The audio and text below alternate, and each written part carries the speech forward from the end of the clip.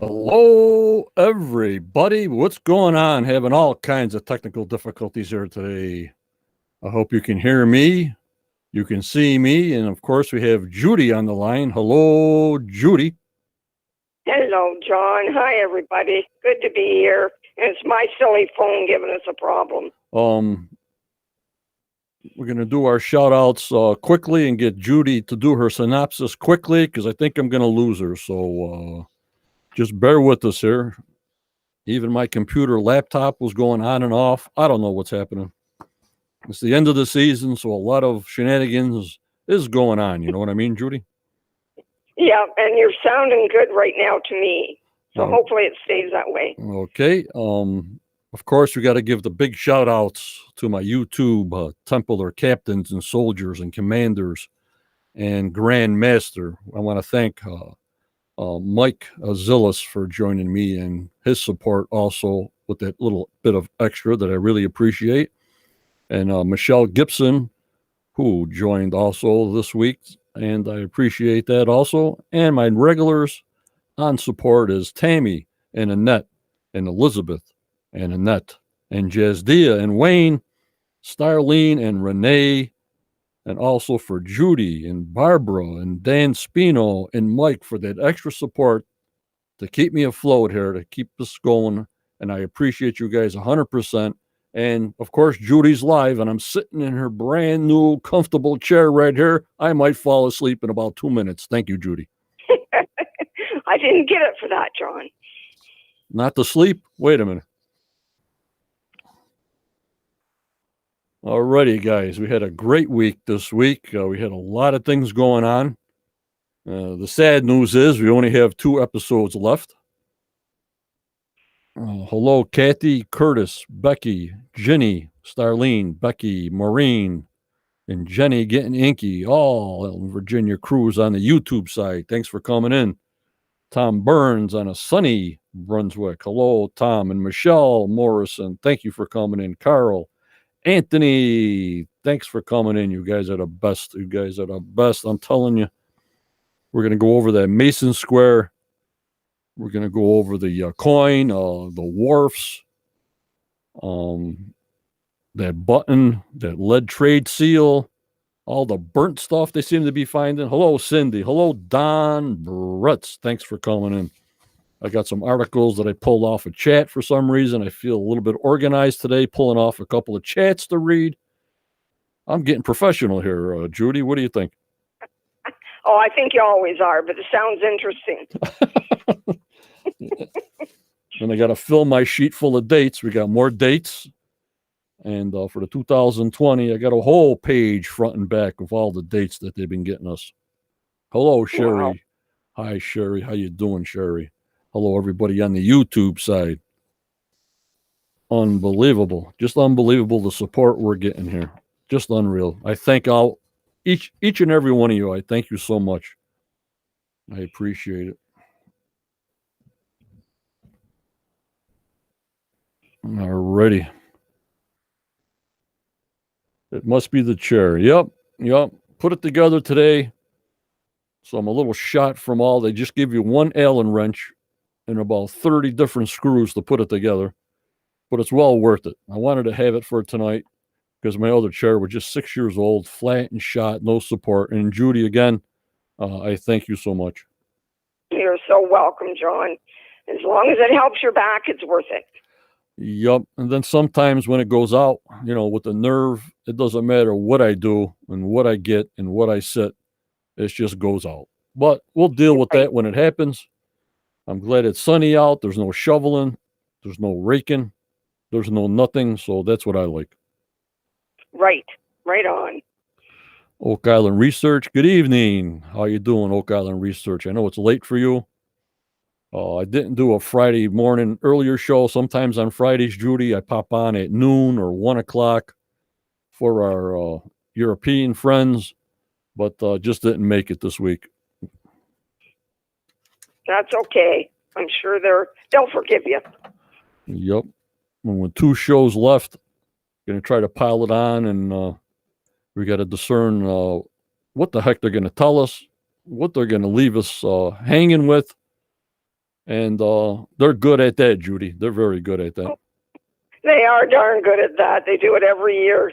And you just keep getting closer thinking, oh, they're going to do it again this year. Darn it.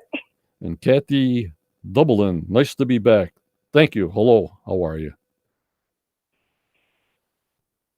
And Carlene Wicker, hey, John, I thought it would come on the YouTube side. Thanks a lot. I need a lot of help on the YouTube side. I know a lot of people don't like YouTube and people like Facebook. But like I said, I got a little incentive out there. The 3,000th person that subscribes to my channel worldwide will get a free Oak Island membership mug. I'll mail it to you free of charge. And it costs you nothing to join YouTube. It's all free. I do have a paid site on there, hoping it would pay for some of the things that are going wrong. All my equipment has been remanufactured and old, except for the webcam and the chair is the only two new things I ever had. Hello, Jake Roberts. Hello, Helen. And the studio was put together with a piece of tape and gum, but I never thought, I have a new microphone, but I never thought it would be so popular that we got over 70,000 members. And you guys sort of wait for me to come on, and you guys are just so appreciative. I had to do some of this stuff, but it was all put together with remanufactured monitors, rebuilt computers, and such. So now, as you keep on going and you keep on using it more and more, it breaks down. And now streaming services are up, licensing fees are up. But I like good quality for you guys. I used to do just Facebook Live. But then when you have guests on and you can't do the little boxes, it just created just a little bit easier to get a streaming service, but it all costs. But YouTube is not covering anything because, if you join on the soldier side for $2.99 a month, YouTube takes 30% of that, and all the rest of the fees, they take 30% of it. And then I got to file as an independent contractor on my income, and it's an extra 15% on top of what I have as a retirement income. So I actually make nothing. You got to have like 1 million views and a lot of memberships. So I thought it would offset some cost, but and it's not really doing anything. Maybe as we grow, it'll help, and I won't be yelling for help on the group, Judy. You know what I mean? Right, exactly, John. I'm sure everybody understands it costs money to do this. Yep, and that's why I made that YouTube membership site to say, well, if I need a new chair, I would get it, or if the computer goes kaput, I would get it. But the prices of things are just outrageous. I mean, the prices of some things that were like maybe $100 are now $220. So not only is your food going up and gas going up, all kinds of materials are going up, Judy. Oh, they are. Lumber is terrible, absolutely terrible. And Sherry, can you get sponsors, John, for YouTube? No, I'm just a small little nobody here. There's a lot of groups out there, and you guys are my focus. YouTube was never my focus. It was only going to YouTube was to share videos. On my Facebook site, it's only me and you. That's why I like to talk to you guys and interact with you guys all the time. I don't shut you out just with me and myself or Judy. You guys are part of the whole show. So it doesn't bother me at all if YouTube wasn't even there. I didn't do it at all because people are asking me to share videos. The only way they can share the videos is on YouTube to show their friends. If the YouTube is on my Facebook Quest page, there is no sharing. Judy, you know what I mean? Okay. All right, John, got you. So if you wanted to show your sister, hey, I'm talking on John's site. Well, you couldn't do it from the Facebook Quest, but you can do it on YouTube because that's worldwide. Okay. And there's my friend Cindy Moreau. But you and Judy are priceless. Aww. We Thank you. We are. All right, let me pull up Judy's synopsis. We'll get right into that because we were having problems with her telephone.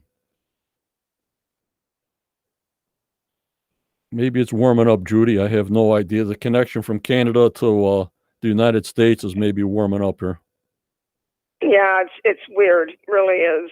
Like I said, I'm hoping right away soon to go to cable, and once I do that, I'm hoping it works better.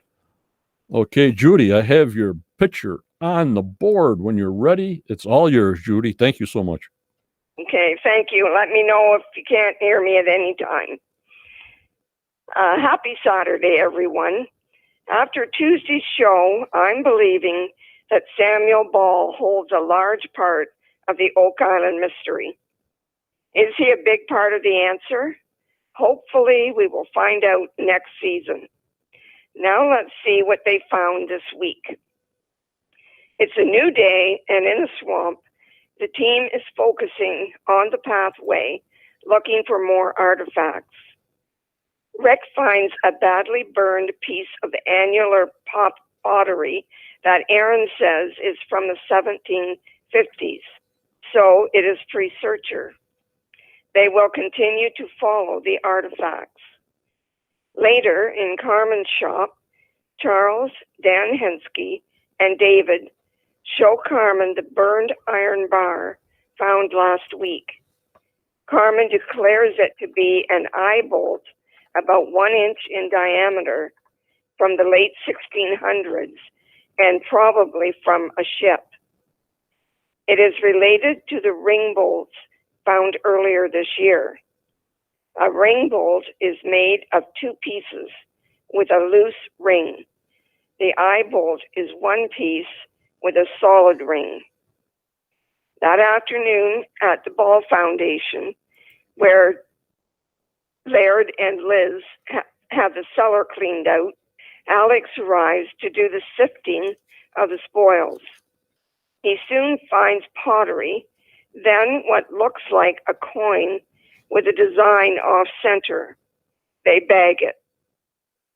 A while later, as it is raining, some of the team have gathered in the research center to examine the coin-like piece Alex found. It looks to have a large anchor in the middle with smaller ones on either side. Gary then realizes it is a naval jacket button from around 1824 and is gold or gilded. It was probably worn by an important naval officer, and if so, why is it in Samuel Ball's house? It's morning in the northeast corner of the swamp, and the team continues to search the pathway. The beeper goes off, and David digs up cobbles, so Aaron takes over with the trowel and digs up a blasting cap from the seismic testing 2 years ago. Moving on, the beeper goes off again, and Miriam trowels up a square-headed ox shoe nail, another sign that oxen were used here. That afternoon, Rick and the team are in the research center listening to Stuart Wenzel tell them about wharfs he found in 1970 while working for Dan Blankenship. There are 2 of them off the beach on lots 25 and 26, Samuel Ball's property. Tony Sampson decides he, Stuart, Alex, and David will take his boat out to take a look. The next morning, they meet at Tony's boat and head out to search for the 2 wharves. Upon arriving at the spot Stuart had pointed out, Tony dives in with his metal detector. Visibility is good, and at target 1, Tony finds remains of a cribbing stone, but no metal. Moving on to target 2, which is closer to Samuel Ball's house, about 100 feet out into Mahone Bay, he finds a pile of stones, definitely from a wharf. The rocks have been cut and smoothed. This is a large wharf. Why would Samuel Ball need one this large? Did he use it for commercial reasons or military? The show ends in the war room as Tony, Alex, Stuart, and David report to the team their findings offshore. Wharf 1 is small, with rocks inside square cribbing. Wharf 2 is much larger, in deep water, and at high tide it is 19 feet down. They think it was built about 300 years ago and is 16 feet wide. Samuel Ball could have built Wharf 1, but not Wharf 2. Who did build it, and what for? This was a lot of work to bury a treasure. We have no knowledge of Samuel Ball being involved with the Navy. More questions about Samuel, so more homework to do. Rick says winter is coming, so let's get after it. So I'll see you all next week, guys. And I hope on Tuesday night we get some more answers. And in the meantime, you all stay safe, please. Yep. And I thank you so much, Judy, for your synopsis. This will be posted to the Facebook Quest group later on this evening. Fantastic job, Judy. Everybody heard her okay? I hope so. Good. Good. Yep, everybody heard you. Thank you, Daniel Spino. Good. My laptop is going crazy behind me. That's another thing that's about 10 years old. It's got a mind of its own. So I'll try to fix that in a little while. All right, Judy. I'm going to put your picture on, and I'm going to try to fix the computer behind me a little bit. Hold on, okay, guys? Hold on. Okay.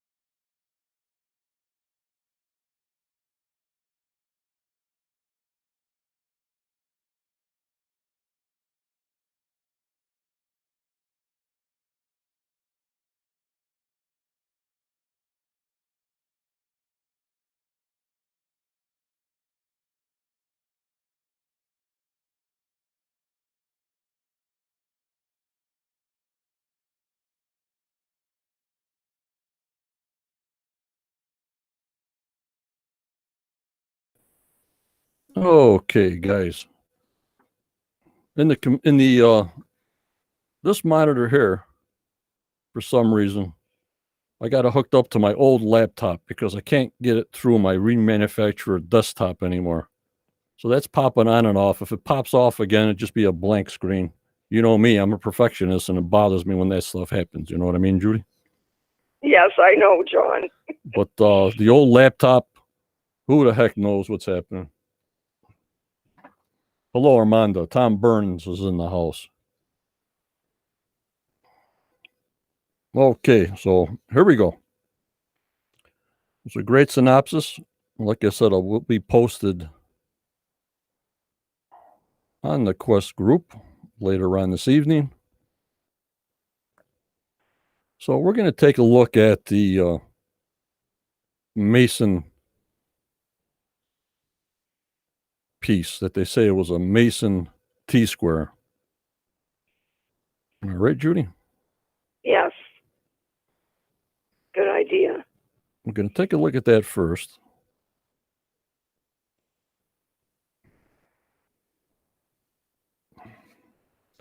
And everybody says, great job, Judy. Yes, thank you, guys. Thanks for your encouragement so much. I don't know if you can see the chat or you got the video on, Judy. I'm not sure.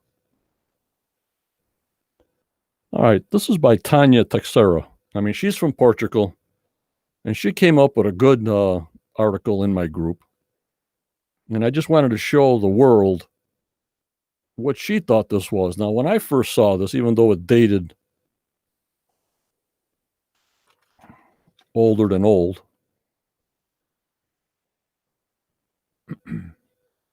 but I used to have that like for a string line, when I was surveying, two of them.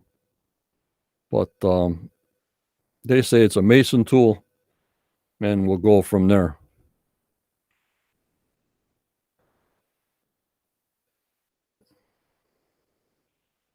This is some of the mechanisms, like I was saying, like it was inserted for a lock or inserted for a fastener in the old days.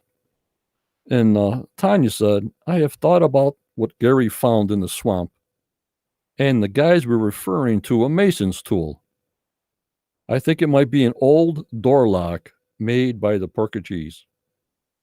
We still make them in the Azores, and they still can be found in some old villages in the mainland. What do you guys think? You up, Daniel?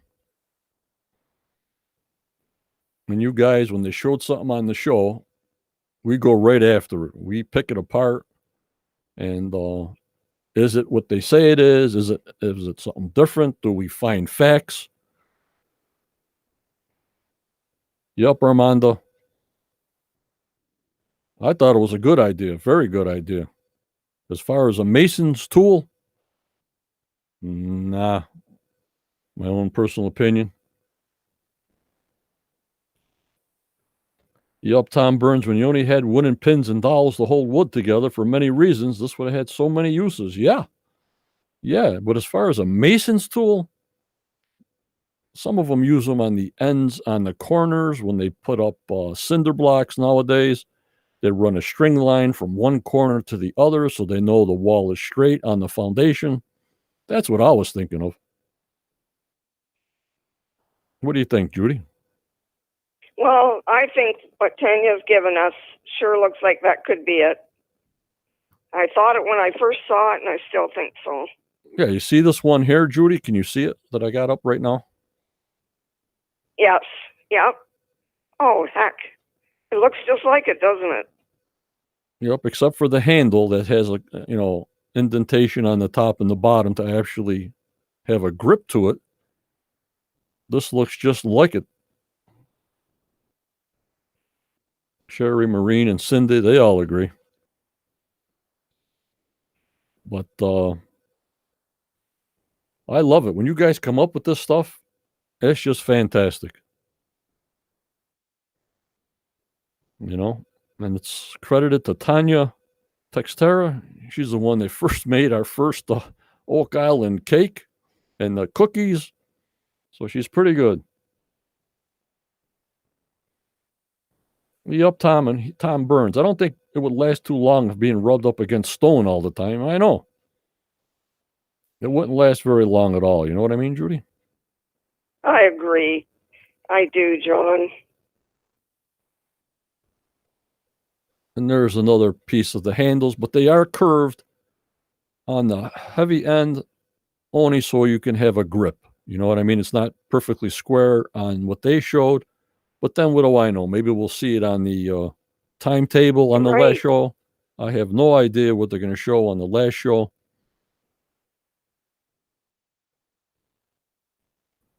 And Marvy, it looks like the piece found. I don't see much wear. Yeah, yep. I don't either. I don't see much wear on it at all.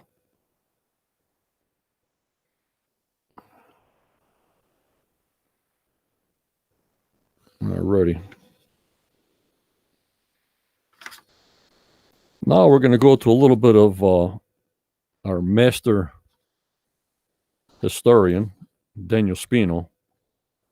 He gave a little own synopsis on what they said it was a coin, but it was a button. In the promo, Judy, they said it was a coin. You know what I mean? Right, they did. But it is a military button. So let me bring that up.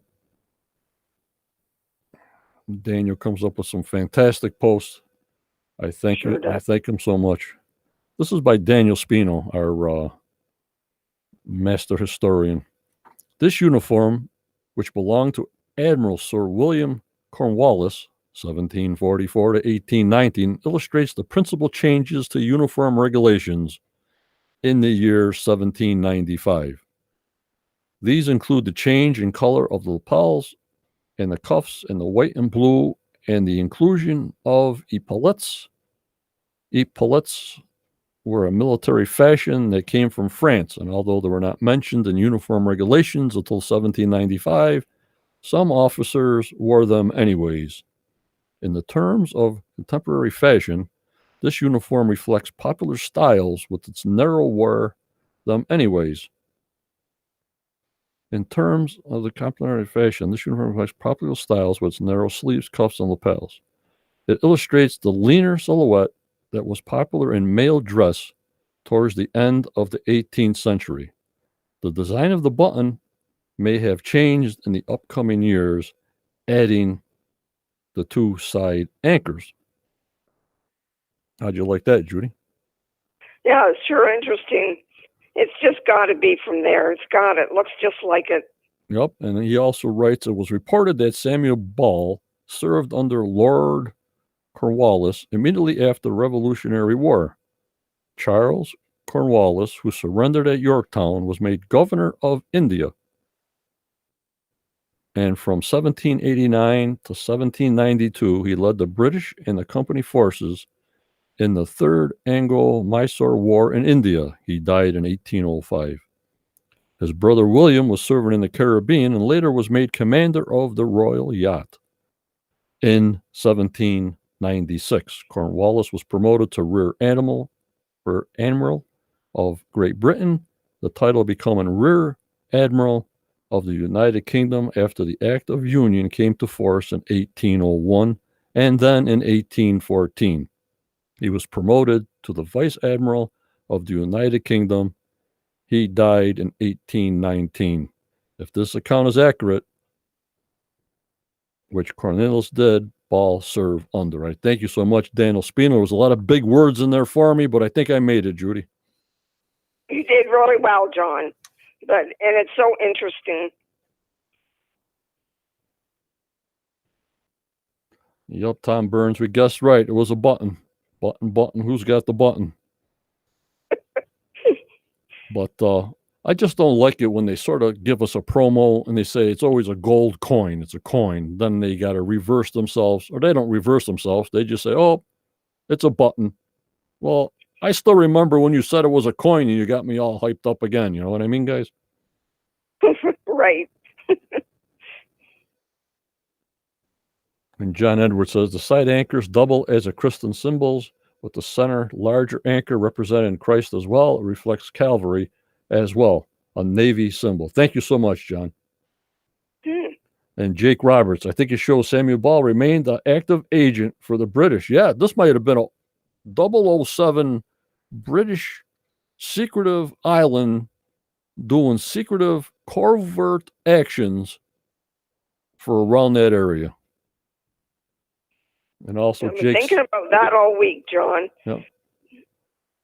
And also, Jake says it's a symbol of faith. It's still an exciting find. Yes, Annette, very. And then Daniel Spino, how did the button get to Sam's house? By a visitor or off his own? Could have this button came off of somehow from Anderson, the pirate Anderson. I was getting questions on that. Anderson he bought the lot off of Anderson. So there's that connection.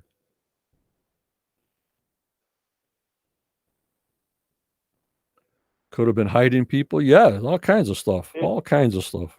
A covert island to fix things on the side and such for the war. Perfect base operations. And Daniel says Captain Anderson was a privateer and a double agent. So this whole island could have been just, oh my God, all covert. You know, like we got Area 51, Judy? Yes, we do, don't we? This was I can't help but wonder, is this how Samuel made his money? And this was, or did he find something on the island? Yep, and this was the British's Area 51 was Oak Island, set way in the back. Nobody could see it. It just makes sense, some of this stuff. All right, let's get through this other thing they found. John Frick.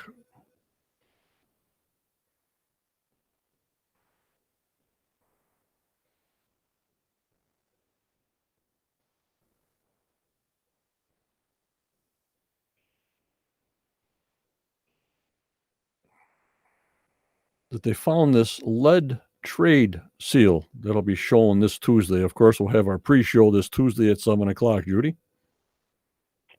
Yes. These are really weird looking things. Yeah, and I'm going a lead trade seal. Well, what does actually that mean? You know what I mean? Yes, exactly. Do not know. And Daniel said Anderson died in Jamaica in 1796, the same time Cornwallis was stationed there. Just follow the money, follow the names. You know what I mean, Judy? Right on.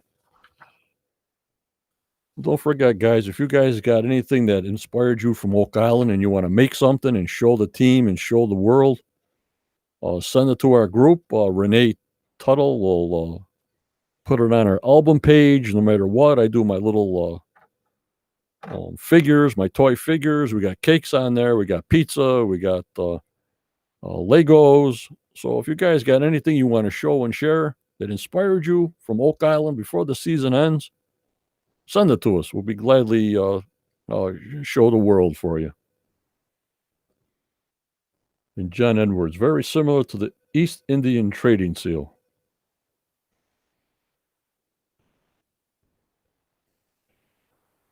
And I think it may be French. What about Ball's relatives? Yeah, there's a YouTube video out there. They did a little section on Sam Ball's relatives. It's out there in the YouTube land. You remember that one, Judy? I do, very clearly, yes. It was quite a moving one. Oh, that's right, Tom. Yeah, where they run a string through the seal and crimp it shut with crimpers that leaves a mark. Yeah, like on registered mail and stuff like that they have to seal it, Okay. Yep. So they know the seal made it through such and such, like registered mail comes with a number and a seal. If the seal's broke, that means somebody broke into it. I got you. Okay. Makes sense. I got you, guys. I got you. Alrighty. Now we'll get into some of the show details. I got so many pictures on here. I'm not sure if it's next week. And there goes my monitor. I give up. That's it. I quit. There goes the laptop. Okay. Let's get into some of the show screenshots and we'll go over that. So it could be for next week, could be for Tuesday, or it could be for this past Tuesday. You'll see it as I see it. Yep, Tom, cash parcels. Yep. Well, at the post office, registered mail, they would send all their deposits from all the little post offices, registered mail, all their money order, cash, and stuff like that. I hear you. I guess this is upcoming this Tuesday. And I don't know whereabouts where they're doing this. Yup, Lewis. I thank you for so much for cooperating with us and joining our group. Yep.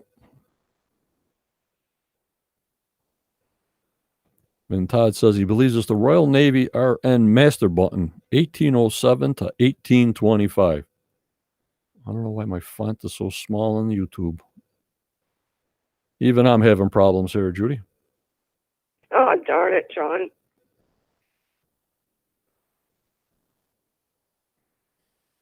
I guess this is when they first found the seal, the lead trade seal.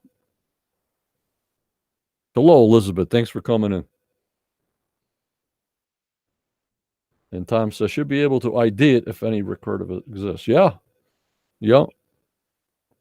Find out where it comes from. That's where we're putting this story together.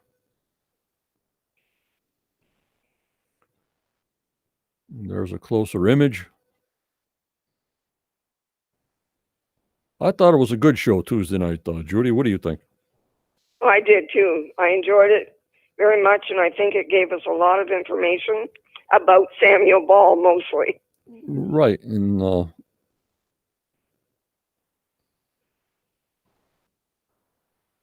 then this is part of what Dr. Spooner put a water tester into C1. And he said he had silver spikes. If you remember that, this will be shown this Tuesday night. But what I looked on this, it says water chemistry study 2020, but look to the right, 12 wells, 25 elements, and look at that next word. What's that next word say?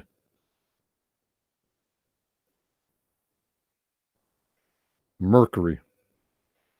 Oh, okay. Even though he says a spike of silver hit, I'm more interested in the mercury content of it because that's how Francis Bacon preserved documents. What's mercury doing Right. there? Did they use the mercury to try to work out the gold in the blue clay? You'll see like mercury separates gold. In this case, pyrite or fool's gold on Oak Island. So who knows if they're mining here and sending this blue clay to the UK only to find out it was fool's gold. You know what I mean, Judy? Right. Sure been a lot of that.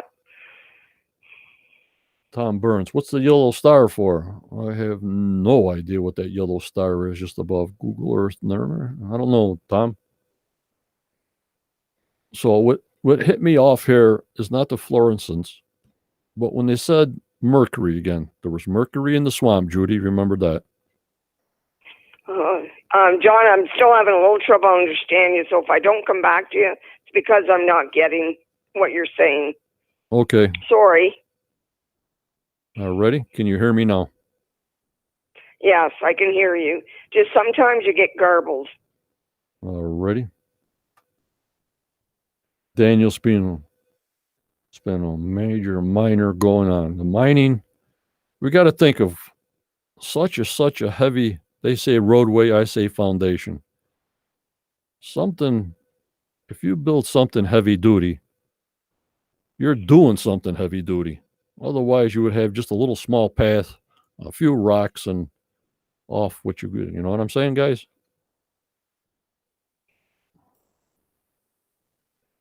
John, I think I'm going to have to hang up because I'm not getting you clearly at all right now. Okay, hang up. Okay. I hate to do that. Thank you, Judy. And see you next week, everybody. Okay, bye-bye. Bye. And I don't know what lot they're on here. Finding some things on the sifter table.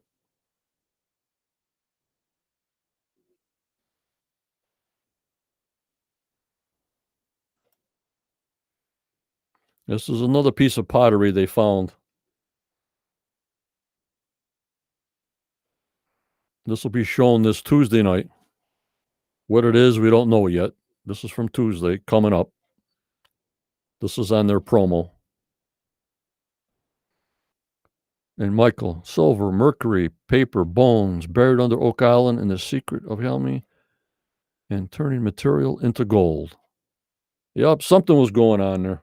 Something very secretive, I think, was going on there. That's why we can't find anything going on.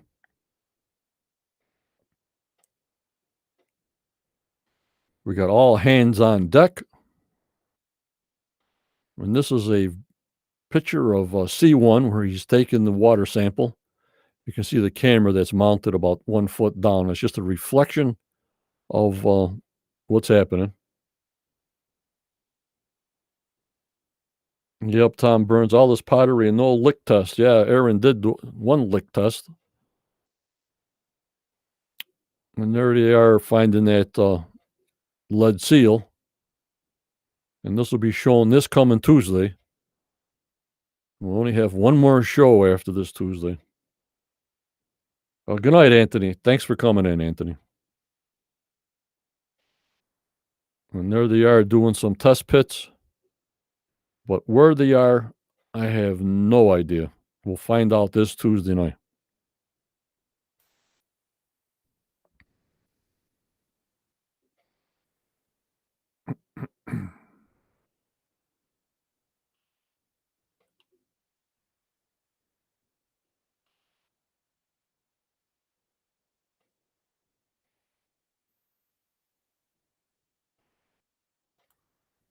This is part of the button that they finally showed.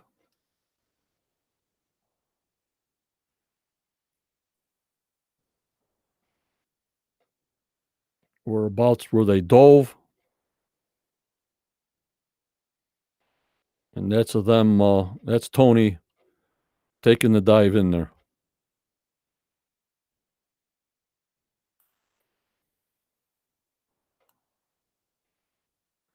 And here's just a shot how far they are going along the swamp, getting right behind the little driveway pad behind Fred Nolan.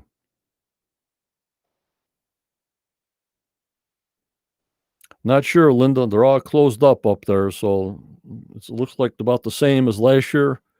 And I'm pretty sure there's not going to be any tours this year, but don't quote me on that.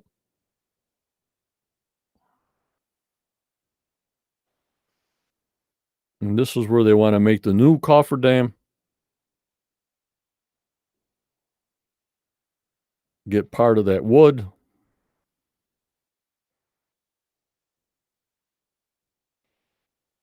There's the ox nail, the old ox nail.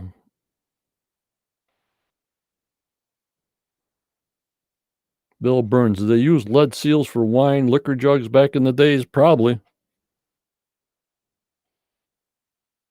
And Lewis, normally the lighter the color of the clay, the less organic material it has in it for iron. Blue clay would not be desirable for high quality products. Thank you so much, Lewis. Thank you.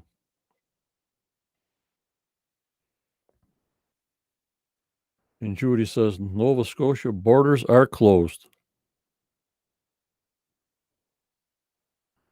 And where'd this guy come from? You too, Annette. Have a great weekend. And Kathy, my money's on the swamp for answers. Yup. Let's get that eye dug out and let's go on.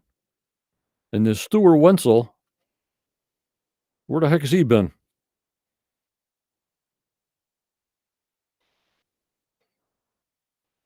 Talking about the wharfs.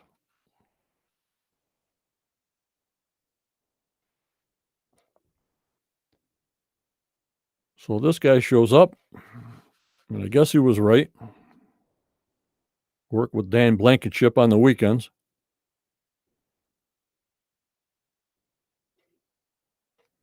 And those are the 2 points where he said Sam Balls had wharfs off these 2 points. It's Carlene, I want to see the ship in the swamp. Yeah. And Tom Burns, everything in the bubble's up in the air right now. Still hoping to get back to business by July. Yep. Who knows? Who knows? But they show this Tuesday night where the wharfs were. One big wharf, 100 feet long by 16 feet wide, and another smaller wharf. But I'm pretty sure Captain Anderson had something to do with this. Maybe he had a ship off there. Something's going on there.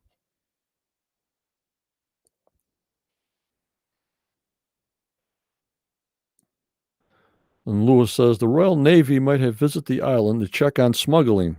Tariff enforcement was their main job in peacetime. They may have lost some of their buttons. Yep. And Daniel says the larger wharf was probably Captain Anderson's. That's what I'm trying to think about, Daniel.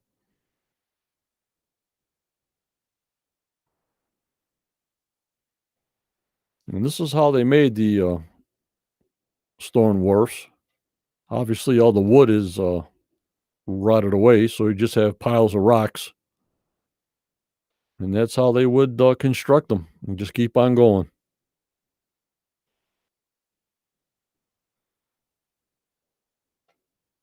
Yep, Tom Burns. The slope, the depth of the water, and as we know, the sea level was a lot lower, like 6 feet lower, way back when. And that's why they were saying it was like 90 feet away from the shoreline at the time when they dove it.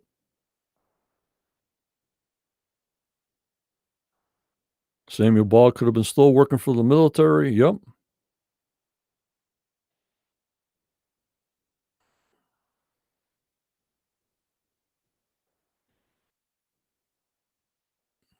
Yep. And the button was in the foundation.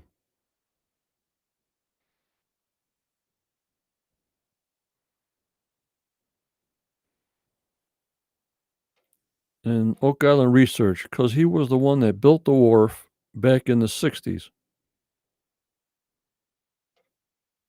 I don't know what that's supposed to mean.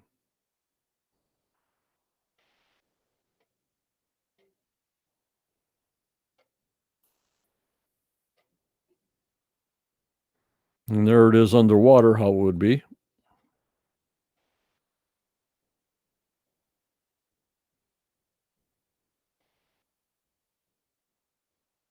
It could be, Michael. The slipways on Smith's Cove, these wharfs on this side, it has to all tie in.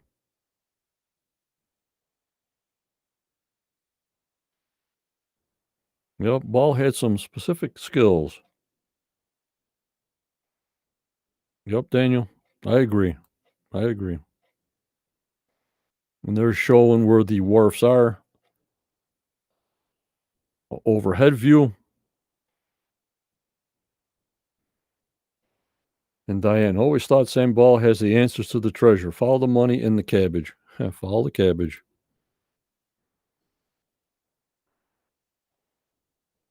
And just a closer look.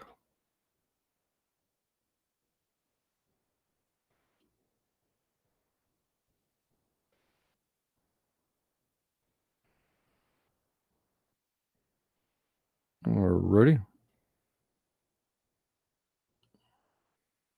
Now let's see.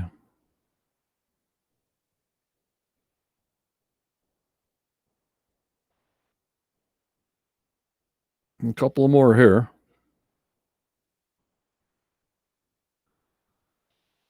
Where he's directing and talking to Tony. Have a good time, Jake. Have a good Saturday night. Thanks for coming in. Good luck on your book. Go to the Ghost of Bacon. Jake has his book out. Go to Amazon. Give it a click. Give it a buy. Thank you so much, Jake, for stopping in. Yep, Daniel. No causeway, but the big wharf is suspicious. Yep.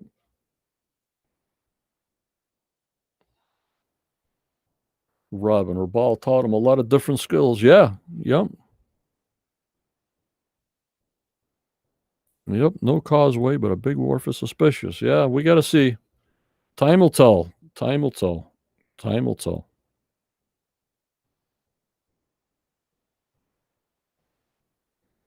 And this is where they were honing in on. This is where Tony was going to dive, which we saw.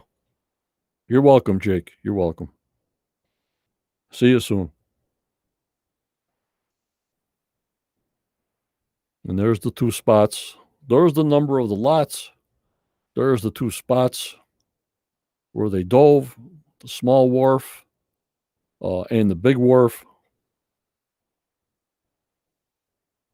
That's the location.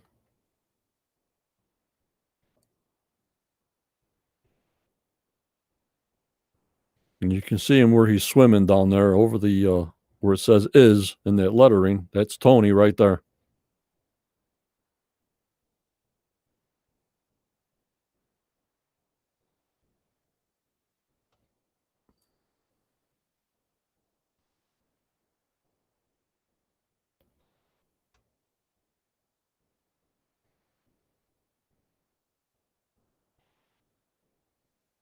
Pretty close. But they said they were 90 feet away, so.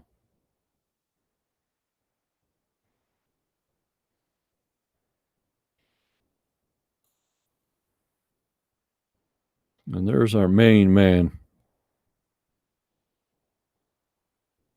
Tony Sampson.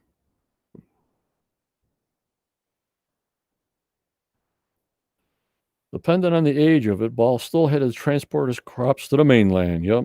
And Brandy, it's possible that the big wharf is as simple and just wanted to make it bigger. Could be. Could be. Could be, guys. Could be.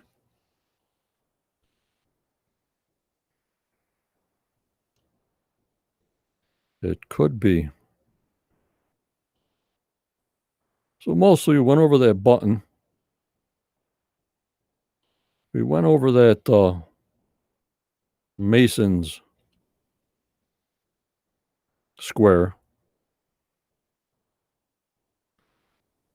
And I always like to show this.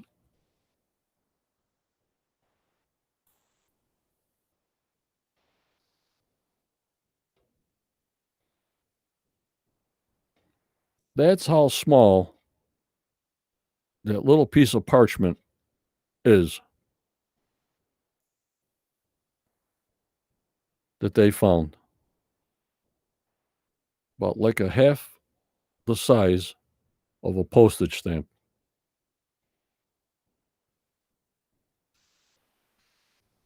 You know what I'm saying, guys? That's how small it is. And I like to show people the size comparison on that, thinking, oh, that was a big, no. That was so tiny, it was unbelievable. Unbelievable. Alrighty.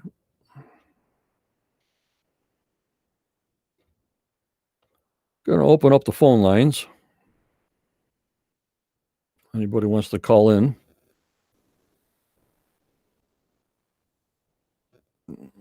I don't know why my YouTube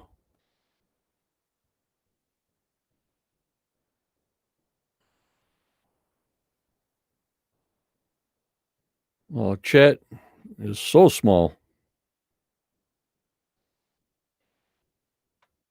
And something's off base here for some reason. Amazing that they even found it. Yeah, Michelle.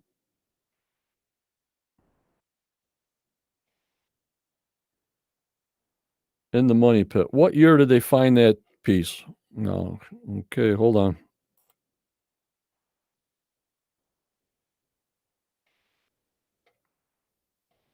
Piece of the parchments obtained from the depth of between 153 and 155 feet in the money pit. Oh, it doesn't give a date. I'll have to look that up for you.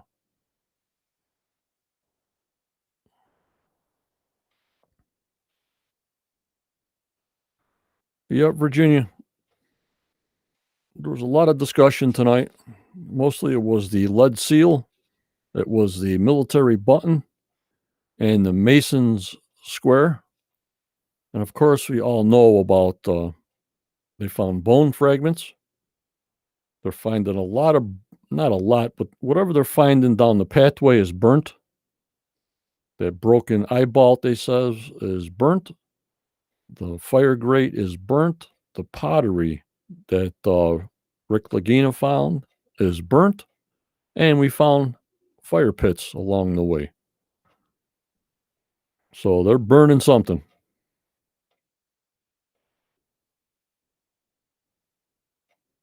I'm okay here, Michelle, for some reason.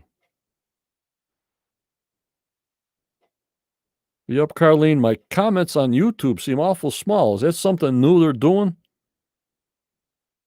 I'll have to magnify it up and zoom it up because I have my Facebook zoomed 125%, but YouTube text is tiny for me.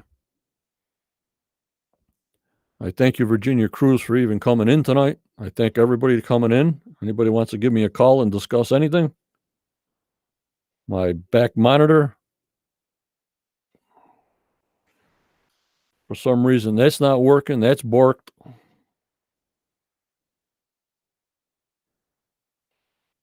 Something blew up there, maybe, Linda. I don't know. Sometimes settings just go crazy. I have no idea on a Saturday night. Everybody's on a Saturday night. And Mary, you're having trouble reading them on YouTube? Yeah, me too. I see me fine. So maybe they're trying something new out. I have no idea. But the Facebook, nice and big. Nice and big.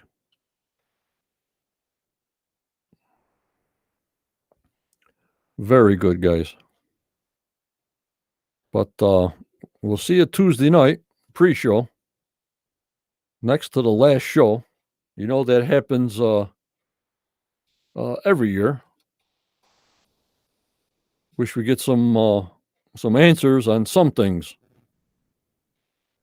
That's what we're looking for.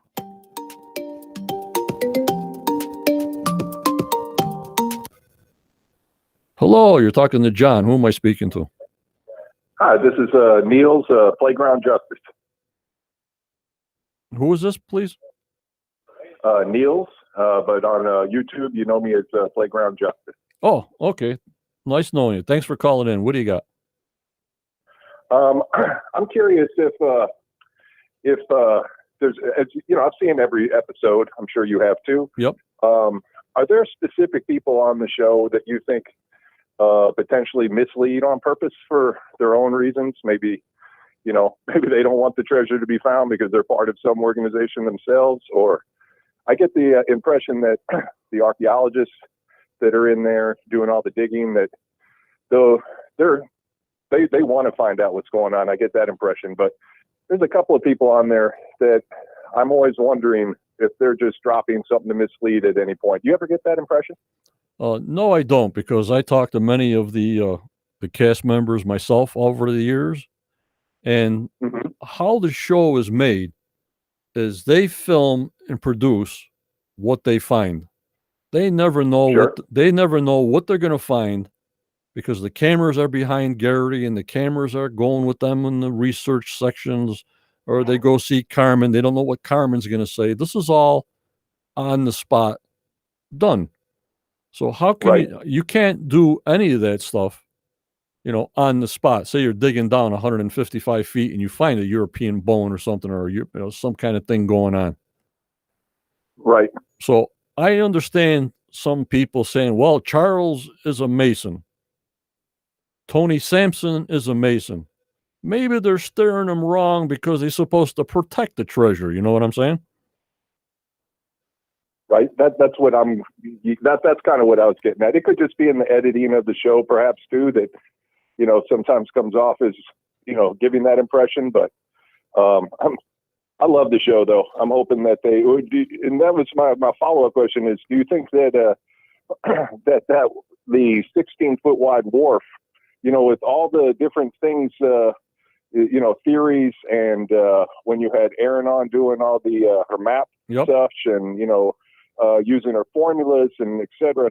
Wouldn't it be interesting if it came down to that the big old wharf, it leads right up to where they hole is? Yeah, it could be interesting. Another friend of mine, he's on YouTube. He's called Dot to Dot. If you look him up, he does everything off of Zena Halpern's map. I follow him too. All right, to coordinate to coordinate Zena to Oak Island. So really, the only map we really have to go by. There's a lot of maps out there. There's a lot of treasure maps out there. They find them in books and everything else. But the only one that we go by, then they say, well, the map's not real, cha-cha-cha. But it's the only thing that makes sense that points to these directions is Zena Halpern's map. Sure. You know what I mean? Yes. Hey, how did she, have they ever talked about how she initially got started in all of it? How Zena got started in it? Yes. Was she born into a family that had information, and so she was had materials to get, or how did she even know to start collecting things? Well, she is a historian, and her practice is with the Templars. So Okay. Zena's got a great book out. I mean, she's passed away, but Zena Halpern has a great book out. Even I bought it. And it explains a lot of things in there. I mean, how she acquired this map, what her history was, how it just built up to that, and how it tied into Oak Island. And I bet my bottom dollar that, I mean, people get frustrated. They want to see gold after 8 years. They want to see diamonds. They want to see this. They want to see that. But archaeology now Right. is so slow. You know, you can see Laird with a dustpan and a brush, and they got to go by layers, and everything's got to be documented. It's not like now, like before, you go in there with a bulldozer, just start digging and see what the heck you find. You know what I mean? Right. So this also slowed down the show because of the care they have to take on doing this. I mean, you're not going to watch a 45-minute show of them dusting off cobblestones of mud. You know what I mean? Yes. Yes. But they still did a great job this year as far as the COVID. They still held my interest. I'm still going to give them a break this year. And I guess this year coming, I mean, Canada up there, the COVID is getting crazy again until they get more shots up there going around.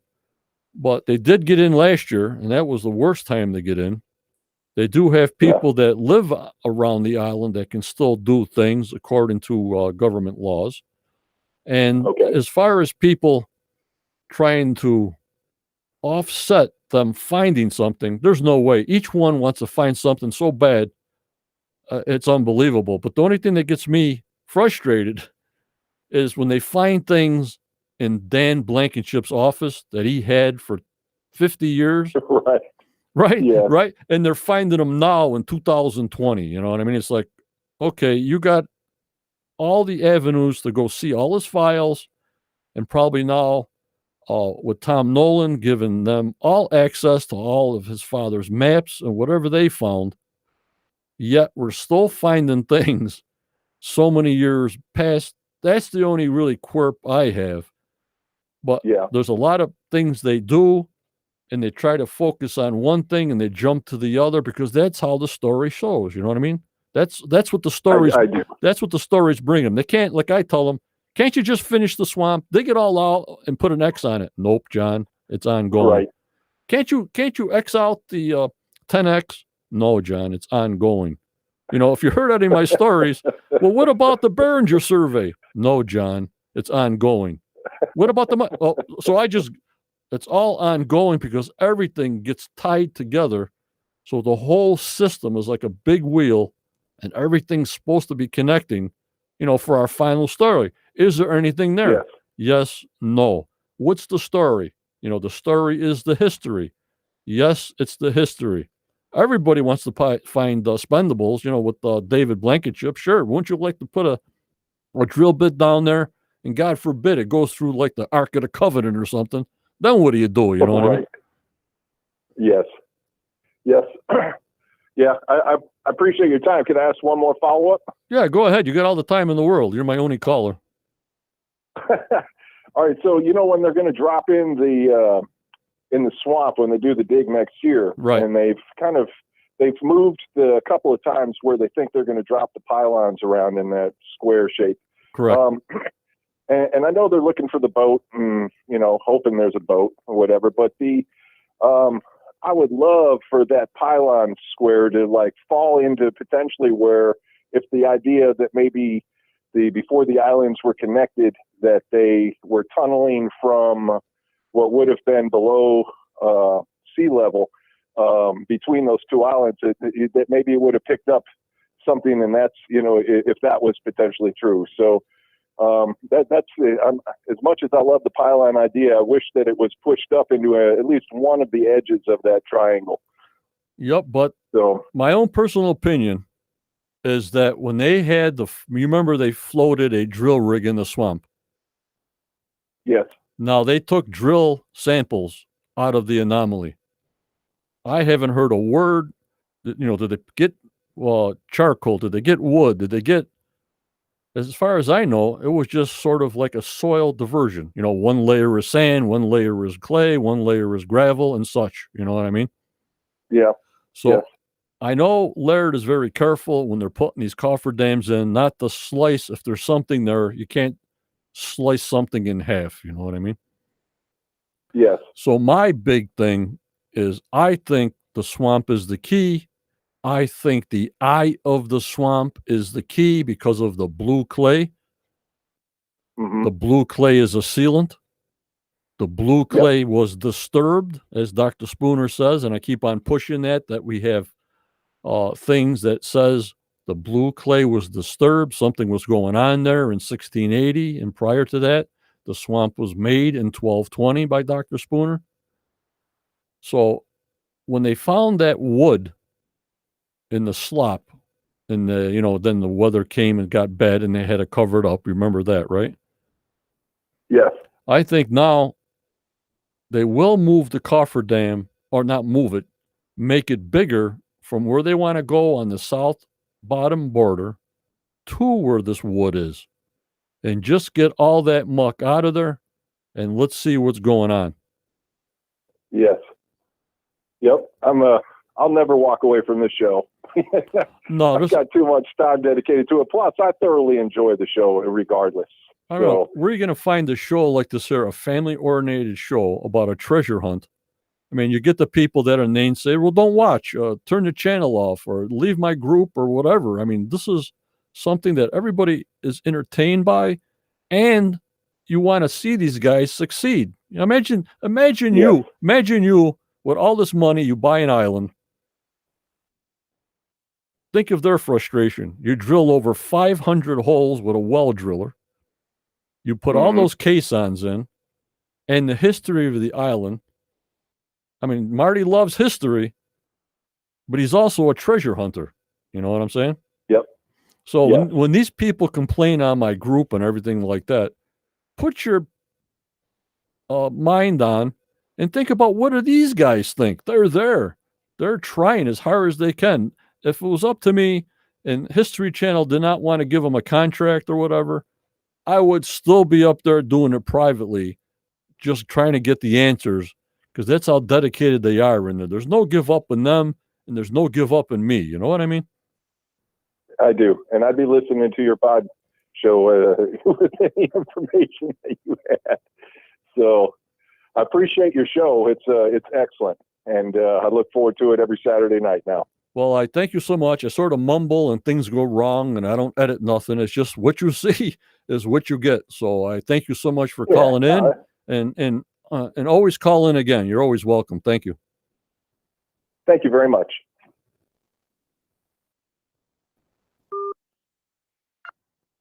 Well, that was a good call. That was a good call, guys.